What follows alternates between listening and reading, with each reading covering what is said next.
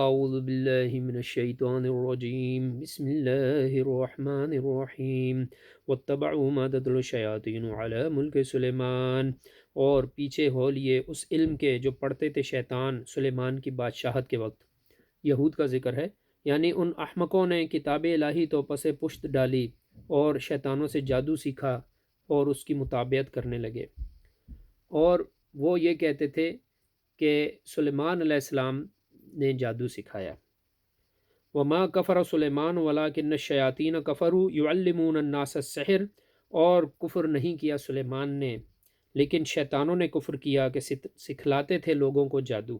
یعنی اللہ تبارک و تعالیٰ نے اس کی نفی فرمائی کہ اللہ کے نبی سلیمان علیہ السلام سے بہت بعید ہے وہ ان چیزوں میں پڑھیں، جادو وغیرہ میں پڑھیں، تو انہوں نے جادو نہیں سکھایا نہ کیا، یہ شیطانوں کا کام تھا۔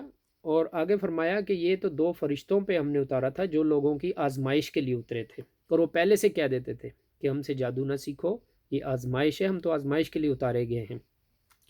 وما انزل علی الملکین ببابل ہاروت و ماروت، اور اس علم کے پیچھے ہو لیے جو اترا فرشتوں پر شہر بابل میں جن کا نام تھا ہاروت اور ماروت۔ وما یعلمان من احد حتی یقولا، اور نہیں سکھاتے تھے وہ فرشتے کسی کو جب تک یہ نہ کہہ دیتے انما نحن فتنۃ فلا تکفر، کہ ہم تو آزمائش کے لیے ہیں، تو کافر مت ہو۔ فیتعلمون منہما ما یفرقون به بین المرء والزوج، اور پھر ان سے سیکھتے وہ جادو جس سے جدائی ڈالتے مرد میں اور اس کی عورت میں۔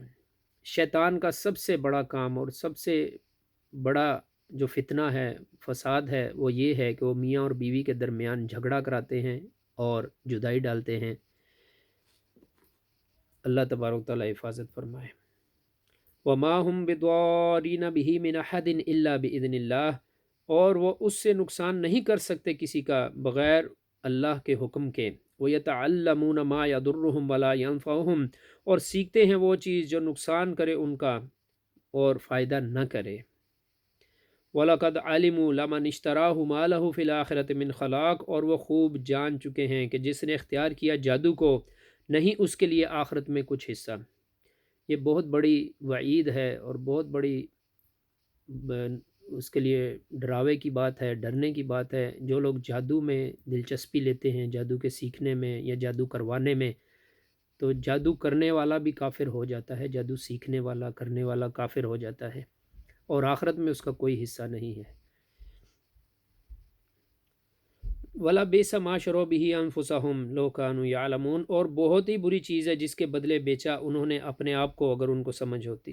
وَلَوْ أَنَّهُمْ آمَنُوا وَاتَّقُوا لَمَثُوبَةٌ مِّنْ عِندِ اللَّهِ خَيْرٌ لَوْ كَانُوا يَعْلَمُونَ، اگر وہ ایمان لاتے اور تقویٰ کرتے تو بدلہ پاتے اللہ کے ہاں سے بہتر، اگر ان کو سمجھ ہوتی۔ خلاصہ یہ کہ یہود اپنے دین اور کتاب کا علم چھوڑ کر سحر کے تابع ہو گئے، اور سحر لوگوں میں دو طرح سے پھیلا۔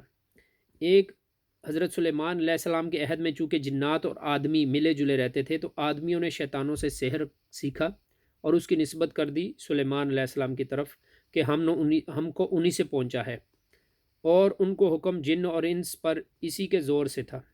سو اللہ تعالیٰ نے فرما دیا کہ یہ کام کفر کا ہے، سلیمان کا نہیں۔ دوسرا پھیلا ہاروت اور ماروت کی طرف سے، وہ دو فرشتے تھے شہر بابل میں، آدمی کی شکل میں رہتے تھے، ان کو علم سحر معلوم تھا۔ جو کوئی طالب اس کا جاتا ان کے پاس پہلے تو اس کو روک دیتے کہ اس سے ایمان جاتا رہے گا، اس پر بھی باز نہ آتا تو اس کو سکھا دیتے۔ اللہ تعالیٰ کو ان کے ذریعے سے بندوں کی آزمائش منظور تھی، سو اللہ تعالیٰ نے فرمایا کہ ایسے علموں سے آخرت کا کچھ نفع نہیں بلکہ سراسر نقصان ہے، اور دنیا میں بھی ضرر ہے، اور بغیر حکم خدا کے کچھ نہیں کر سکتے۔ اور علم دین اور علم کتاب سیکھتے تو اللہ کے ہاں ثواب پاتے۔ اللہ تبارک و تعالیٰ ہمیں جادو وغیرہ کے چنگل سے بچائے، اس کو سیکھنے سے بھی بچیں اور اس کو کرنے سے بھی بچیں۔ سیکھنے والا کرنے والا کافر ہو جاتا ہے، اور اس کو دنیا اور آخرت کا نقصان کے سوا کچھ بھی نہیں ملتا۔ اللہ تبارک و تعالیٰ ہم سب کی حفاظت فرمائے۔